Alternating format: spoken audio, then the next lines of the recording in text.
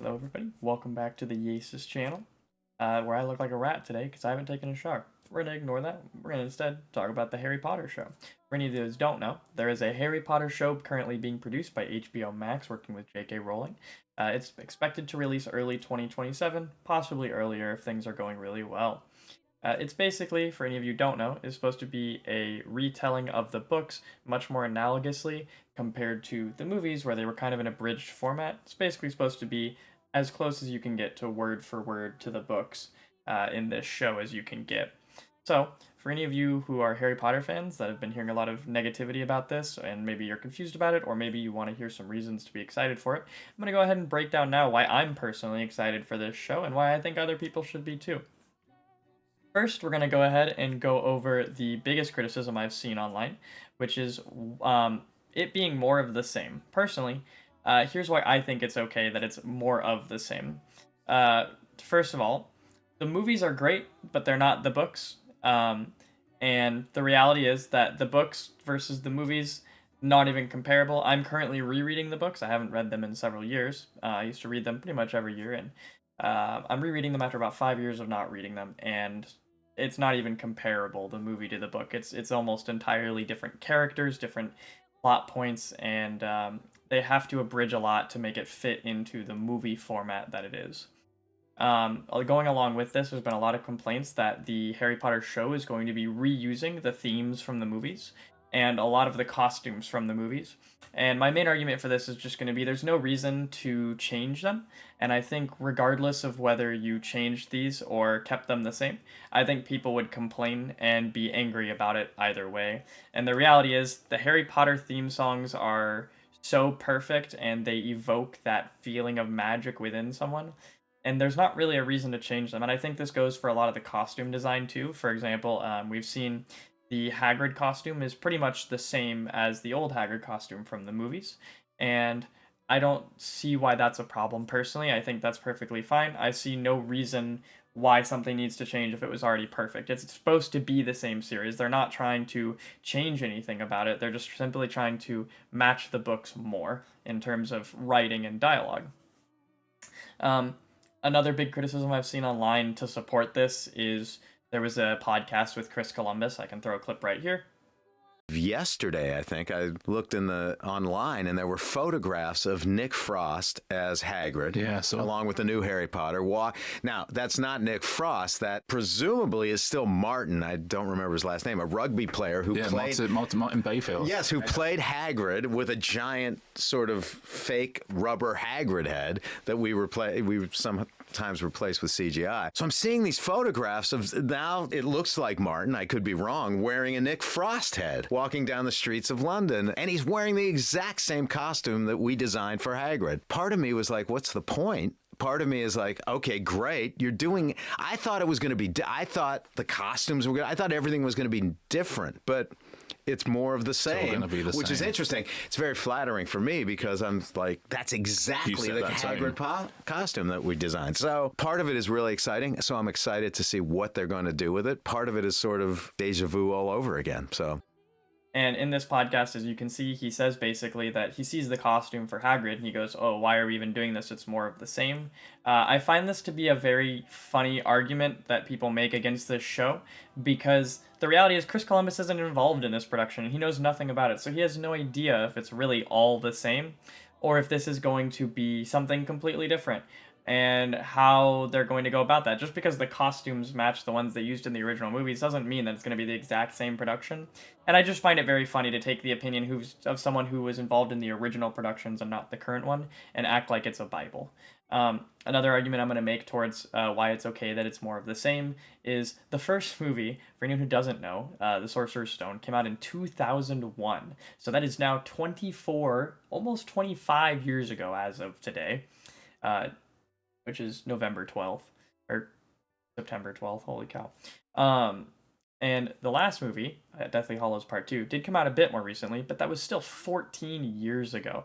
And I think we've rebooted things much sooner in many cases, even though there were already good versions of them that existed, and they didn't necessarily need a reboot. There was just something some reason that maybe people wanted a reboot, or maybe the original actor came out of it or something, any number of reasons. And I think a good example of this is like the Spider-Man movies. You have the Tobey Maguire Spider-Mans, you have the Richard, not Richard Garfield, I always forget his name.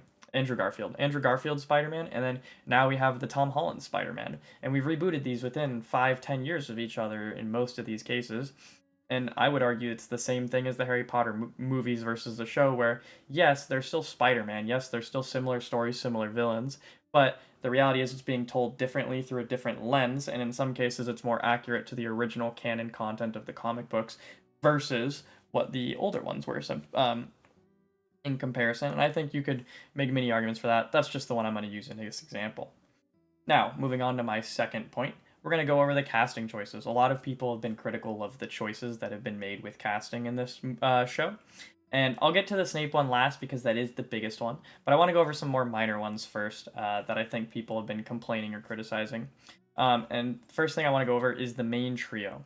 As I said, I'm currently rereading the books, and I'm actually reading what I have are these picture book versions. You can kind of see them back there on my shelf right there. They're these picture book versions that J.K. Rowling worked on with an artist, Jim Kay, to depict the original mind's eye image that J.K. Rowling had of the characters and the castle and everything, to show what she originally had in mind, basically.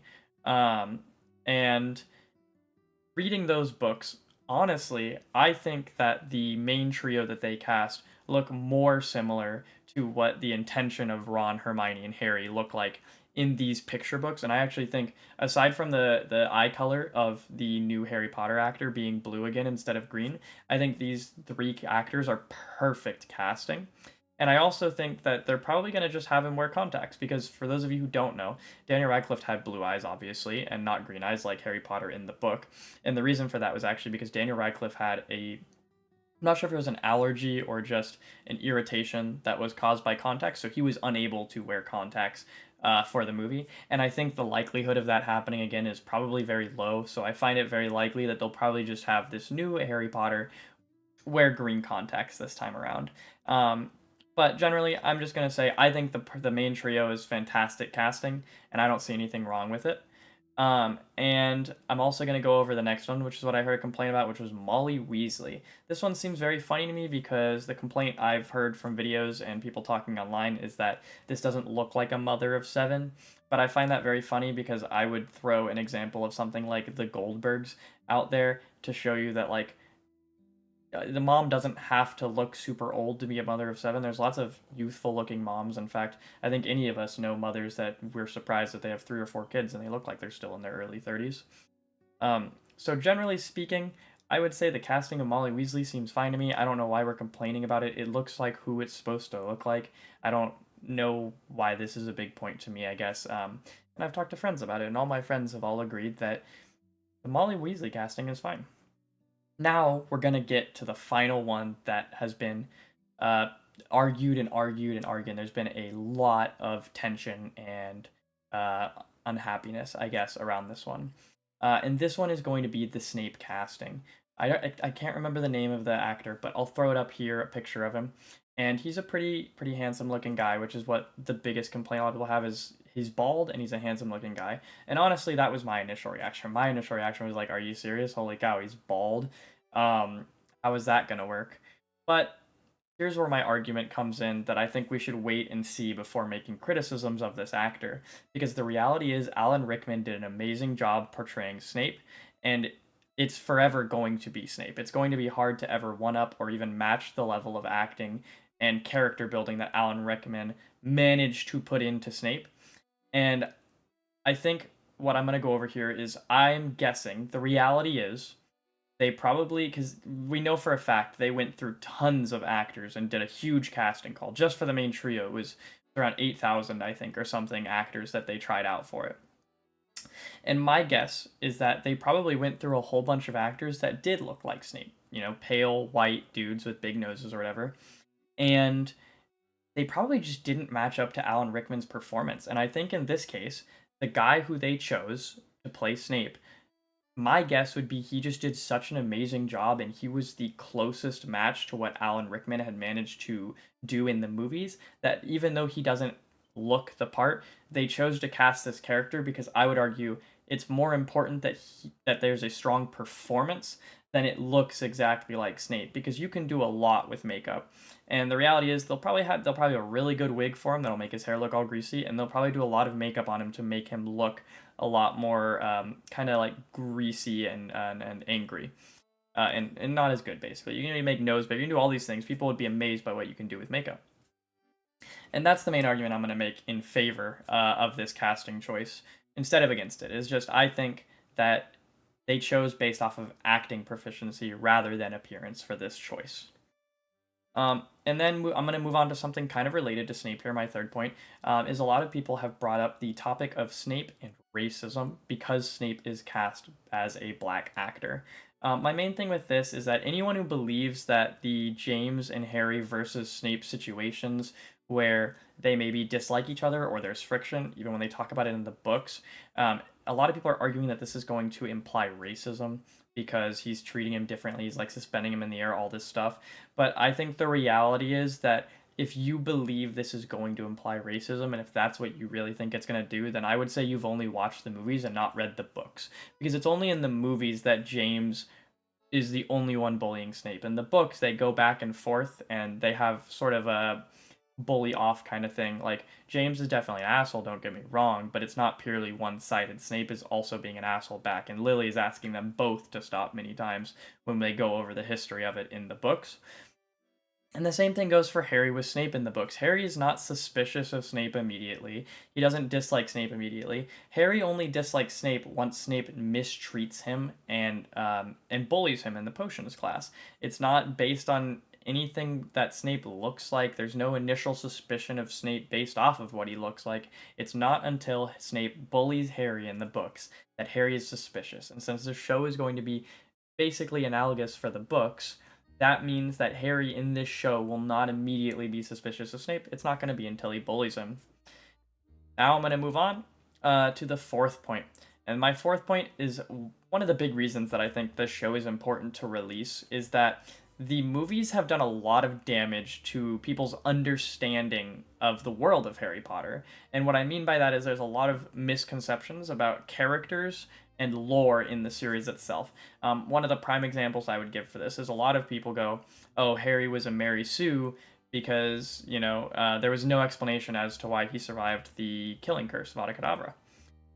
And if you read the books, there's actually a conversation where Harry talks to Dumbledore, and Dumbledore says he can't know for sure, but he has the theory that it was because Voldemort hesitated because of the love that his mother showed. And for anyone who doesn't know, if you have watched the movies, you probably don't know this. But in the books, they explain it in the Harry Potter lore. It is explained that you can only cast a killing curse if you really mean it. And if you don't really mean it, it'll either fail or it'll backfire, which in this case is likely what happened to Voldemort. He can't die because of the Horcruxes and because he's living a half-life, but Avada Kedavra backfired because he probably didn't mean it fully because he saw the love that Harry's mother expressed for him, and as such, the curse backfired and killed him instead. So that's kind of one of the big ones. The other one, and one that's really big personally for me that I think is important to have redone, is the movies honestly completely assassinate the characters of Ron and Harry. And I'm going to give some examples of this. So we're going to go over, for example, Ron, in the first movie, when they fall into the Devil's Snare, Ron is panicking and screaming and freaking out. And in fact, in the books, it's actually mostly Harry and Hermione who are the ones screaming and freaking out. And Hermione's not even in the Devil's Snare, and she's freaking out. And Ron is the one that tells her, because Harry's like, make a fire, and then Hermione says, I don't have wood, and then Ron goes, you're a bloody wizard, and corrects her. And so we have many cases of Ron actually being the cool, calm, collected one in the books and saving both Harry and Hermione. And in the movies, I feel like Ron is just a goofy punching bag. and he gets a lot of flack. And another example of this is in the movies. It's not really explained very well why Ron is jealous or angry at Harry, but in the books, there's this whole build-up where you see Harry being famous and getting all these free things, and Ron finds out about his fortune, and it just compounds and compounds and compounds, and you can actually understand why Ron is jealous and frustrated with Harry in the books, and it makes a lot more sense, and it doesn't just come out of nowhere like it does in the movies. And a similar point to this is in the movies with Harry. Harry is often very stupid and very fame hungry. I think one of the biggest examples, the easiest example I would give, I would say, is the Goblet of Fire.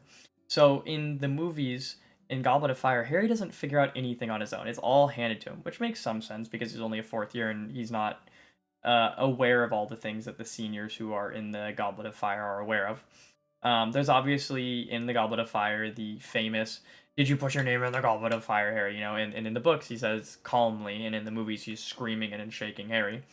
And that there's been a lot of memes about that. But I think a good example of this is in the movies it seems like Harry doesn't figure out what he's supposed to do ever in the Goblet of Fire on his own, or he doesn't even make progress towards it. It doesn't really seem like he cares. Like for example, in the Goblet of Fire with the egg that he puts underwater, it seems like Harry just kind of gives up on it after a day or two in the movies, and then stops caring until Cedric gives him a hint. And even then, he can't even figure it out on his own because of Moaning Myrtle. Whereas in the books, Harry tries pretty much everything he can think of, and the only reason that Harry doesn't try putting it underwater is because he doesn't have access to a bathroom that has a big bath like that, so it doesn't even cross his mind. And because it hurts everyone's ears, he doesn't want to open it around people. So he tries a few times, and then he spends a lot of time like reading and research and trying to figure out what he's supposed to be doing, and he works with Hermione to try and figure out what he's supposed to be doing. And continuing even past this is in the movies, Harry seems very egotistical, and he absolutely seems like he's eating up all the fame. It seems like he loves it in the movie. You know, like in the Goblet of Fire, you know, he's like enjoying it, and people are picking him up and cheering for him, and he's all happy and stuff. And in the books, it expressly brings up that Harry hates it, and Harry actually doesn't want to be celebrated and picked up and have everyone celebrate. He just wants to go about his normal life. He didn't even, I mean, obviously from the beginning of the movie, you know, he didn't want to be in the Goblet of Fire. And so he hates the Triwizard Tournament. He hates doing this, and he's basically just trying to survive and make it through, and he doesn't even want to try to win. And it's actually pushed on him sort of to win. You know, like in the movies, Barty Crouch Jr. sets it up. And this is another thing that I'm going to kind of bring up is, you know, the difference between the books and the movies is that in the books, Barty Crouch Jr. puts a lot of time and effort into concealing his identity and then slowly steering Harry in the direction he wants him to go, so that in the end, um, it's a crazy cool reveal and it comes out of nowhere unless you picked up those really subtle hints, which most people didn't. It was really hard to pick up on those very, very subtle hints that Barty Crouch Jr. was doing these things. And in the movies, it's kind of like from the very beginning, they show you this scene of Barty Crouch Jr. and foreshadow that he's going to be there, and it ruins a lot of the surprise, which is frustrating. But that's just one of my big things is that there's definitely changes from books to movies, and I think Hermione steals a lot of the spotlight from both Ron and Harry, and both of them end up getting a lot of character assassination on their strong points, and it really just seems like Hermione's the only useful one in the trio, which is frustrating to me, which is one of the reasons I'm very excited to see the books translated over to film form finally. Um, and then, you know, this is similar. I'm going to go over a similar point, but my biggest gripe, and one of the biggest reasons that I personally want to see the series come out and be analogous for the books and more similar is they absolutely just destroyed the Goblet of Fire. And the Goblet of Fire is personally my favorite Harry Potter book. I love Goblet of Fire. I think it's where you really see the trio start to grow into their final, like, I guess, like, young adult forms and their final personalities, and you see a lot of the relationships start to weave in together, and you finally see them kind of becoming young adults, which is awesome. And I think the Triwizard Tournament's a really good setting for that because it puts Harry through a lot of trials, and you see the struggle between Harry and Ron with, you know, Harry getting all this fame and fortune and Ron essentially getting nothing comparatively. You know, Harry's the seeker, he's a legend, he's famous, he has money, and Ron is just a kid in a family of kids who've, you know, his older brothers are funny and successful and prefects and dragon tamers and all this stuff, and Ron is just feels like Ron. And I think it's a very good, well written sort of concept of what it's like to grow up around someone like that. Um, and in Goblet of Fire, yeah, they slaughtered the Triwizard Tournament. I mean, in the movies, the Triwizard Tournament just feels like you're going from thing to thing to thing to thing to thing, and like nothing really happens. There's very little character development.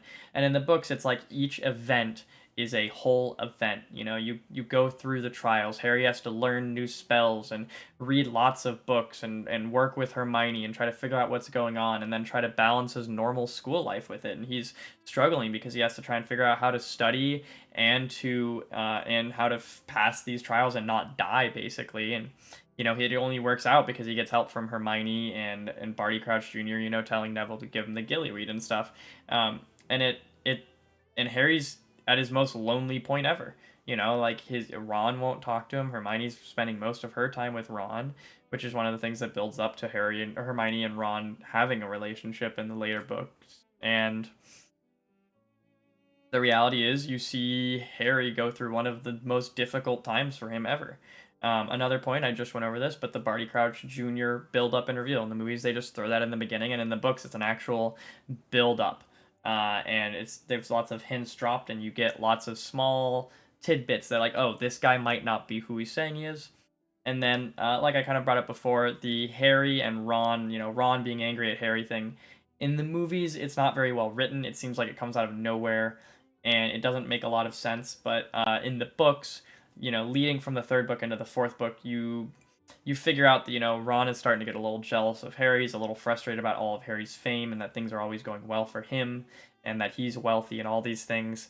And in the movies, it just really doesn't make much sense. And like I said, you know, my final point is just, if you love Harry Potter, I think it is perfectly okay to like this show, and I don't think you should let anyone on the internet tell you otherwise. And personally, I'm very excited for this show.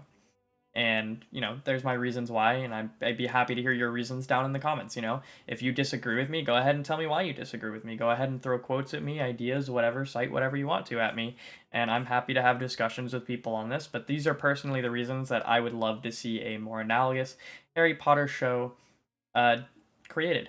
And, you know, and I hope maybe some of my points changed your mind. Maybe now you're a little more excited for the show, and or maybe at least just cautiously optimistic, because obviously don't hop on the hype train. The hype train always disappoints. Either way, I appreciate you guys hanging out with me and coming watching this video. I hope you all have a freaking tastic night, and I'll see you all in the next one.